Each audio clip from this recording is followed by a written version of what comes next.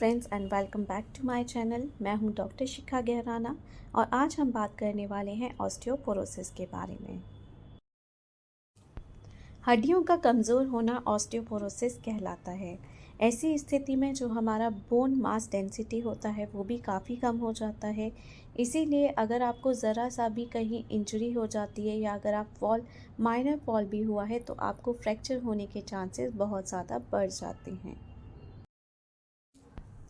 Osteopenia और osteoporosis में क्या अंतर है? ऑस्टियोपेनिया वह कंडीशन है जहाँ पे आपकी बॉडी मास डेंसिटी जो है वो नॉर्मल से कम हो चुकी है, लेकिन अभी इतनी कम नहीं हुई है कि हम उसे ऑस्टियोपोरोसिस कहें। नॉर्मल बोन ऑस्टियोपेनिया और उसके बाद जो स्टेज आता है जहाँ बॉडी मिनरल मास डेंसिटी जो होती है वो काफ़ी कम हो जाती है, उसको हम ऑस्टियोपोरोसिस कहते हैं। अगर किसी को ऑस्टियोपोरोसिस हुआ है तो डेफिनेटली उसको ऑस्टियोपेनिया हुआ था, बिकॉज ऑस्टियोपेनिया जो है वो लेवल 1 है और लेवल 2 जो है उसका लास्ट लेवल जो है वो ऑस्टियोपोरोसिस है। पर हर इंसान जिसको ऑस्टियोपेनिया हो रहा है, ज़रूरी नहीं है उसका ऑस्टियोपेनिया जो है वो डेवलप होके ऑस्टियोपोरोसिस में चेंज हो। हम इसे कुछ इस तरह भी समझ सकते हैं आसान भाषा में। अगर आप देखेंगे ऑस्टियोपेनिया जो है वो सेंटर में रहता है। It is a mid point जो कि हेल्दी बोन और ऑस्टियोपोरोसिस के बीच में एक मिड पॉइंट का काम करता है। ये आपको अलार्म करता है कि अभी आपको अपने बॉडी पे ध्यान देने की, अपनी बोन मास डेंसिटी पे ध्यान देने की बहुत ज़्यादा ज़रूरत है। ऑस्टियोपोरोसिस में आपको फ्रैक्चर्स होने का रिस्क बहुत ज़्यादा रहता है, लेकिन कॉमनली फ्रैक्चर्स की बात करें तो हमारे स्पाइन में हमारे रीढ़ की हड्डी, हिप मतलब कूल्हे की हड्डी और हमारी कलाई, ये 3 जॉइंट जो हैं वो ज़्यादा अफेक्टेड पाए जाते हैं। महिलाएं जो होती हैं वो ऑस्टियोपोरोटिक फ्रैक्चर्स के लिए ज़्यादा प्रोन होती हैं। स्पेशली मीनोपॉज फेज जो रहता है उसमें विमेंस को ऑस्टियोपोरोसिस का बहुत ज़्यादा खतरा रहता है, क्योंकि ऑस्टियोपोरोसिस की वजह से क्या होता है, आपकी बॉडी का एस्ट्रोजन लेवल अब कम होने लगता है। और अगर आप डाइट में भी कम कैल्शियम ले रहे हैं तो कैल्शियम डिफिशियंसी की वजह से आपकी बोन्स का बनना जो है वो कम होने लगता है और आप देखते हो कि आपकी हड्डियाँ जो होती हैं वो काफ़ी कमज़ोर हो जाती हैं। अभी हम बात करने वाले हैं टिप्स की और कुछ ऐसे लाइफस्टाइल हैबिट्स की जिनको आप अपनी लाइफ में आजमा के ऑस्टियोपोरोसिस को प्रिवेंट कर सकते हैं और अपनी बोन्स को स्ट्रॉन्गर और हेल्दी रख सकते हैं। डाइटरी चेंजेस में सबसे इम्पॉर्टेंट होता है कि हमारा फूड जो होता है, हमारी डाइट जो है उसी के थ्रू हमारा इंजन चलता है। Engine is our human body. बहुत ज़रूरी है कि हम एक न्यूट्रिशन डाइट लें। जब हम बोन्स की बात करते हैं, बोन हेल्थ की, तो कैल्शियम रिच फूड्स जो होते हैं they are considered as super food. बहुत ज़रूरी है कि हमें बचपन से लेकर हमारे थ्रू द लाइफ स्पैन हमको कैल्शियम रिच फूड्स को अच्छी मात्रा में सेवन करना चाहिए, ताकि बाद में, जीवन के बाद के हिस्सों में 50-55 उम्र में जब आप आते हैं तो ऑस्टियोपोरोसिस का खतरा आपके लिए काफ़ी कम रहे। आज के समय में क्योंकि ऑस्टियोपोरोसिस और भी कॉमन हो गया है, बिकॉज़ आज से पहले आपने इतना नहीं सुना होगा ऑस्टियोपोरोसिस का नाम, लेकिन जैसे जैसे हमारा लाइफस्टाइल सेडेंट्री हो गया है, हमारा बोन मास लॉस जो है वो भी धीरे धीरे बढ़ता जा रहा है। रेगुलर एक्सरसाइज जो होती है वो बोन में जो कमी हो रही है, बोन का जो क्षरण हो रहा है उसको रोकने में मदद करता है। और कुछ स्पेसिफिक टाइप्स की एक्सरसाइजेज होती हैं जो कि आपकी बोन हेल्थ को इम्प्रूव करने में बहुत ज़्यादा मददगार साबित होती हैं। अभी हम बात करने वाले हैं एक्सरसाइजेस किस तरह हेल्प करती हैं अगर आप ऑस्टियोपेनिया स्टेजेस में हैं और अगर आप ऑस्टियोपोरोसिस की तरफ बढ़ चुके हैं। अगर आप रेगुलर एक्सरसाइज कर रहे हैं तो आपका सिर्फ ऑस्टियोपेनिया पूरी तरह ट्रीट नहीं हो सकता, बल्कि ये आपके ऑस्टियोपोरोसिस की तरफ जाने की प्रोसेस को भी स्लो डाउन कर देता है या पूरी तरह ख़त्म कर सकता है।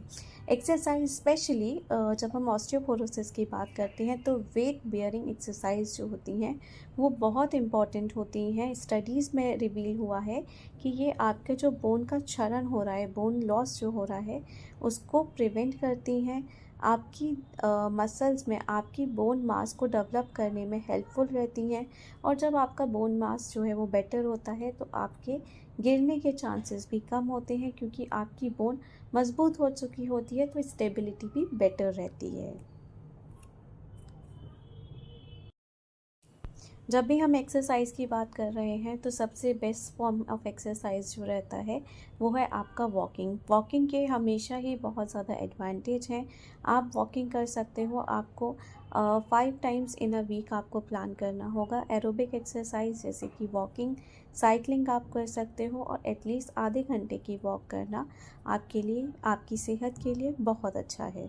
आप अदर बेनिफिट्स भी देख सकते हो, जैसे कि वॉकिंग आपकी एंजाइटी कम करता है, लोनलीनेस कम करता है, कॉन्फिडेंस देता है। और जब आप नए लोगों से मिलते हैं, नए वातावरण में जाते हैं, तो आपका मूड भी चेंज होता है। So walking helps you, walking acts as a mood enhancer as well. अगर आप ऑस्टियोपेनिया फेज़ में हैं तो वेट बेयरिंग एक्सरसाइज को आपको प्रमोट करना होगा, क्योंकि वो आपकी बोन स्ट्रेंथ को बढ़ाने में बहुत हेल्पफुल रहते हैं। जैसे कि यहाँ पे मैं जितनी भी एक्टिविटीज़ की बात करने वाली हूँ, ये सब आपको माइल्ड टू मॉडरेट इंटेंसिटी पे ही करना होगा।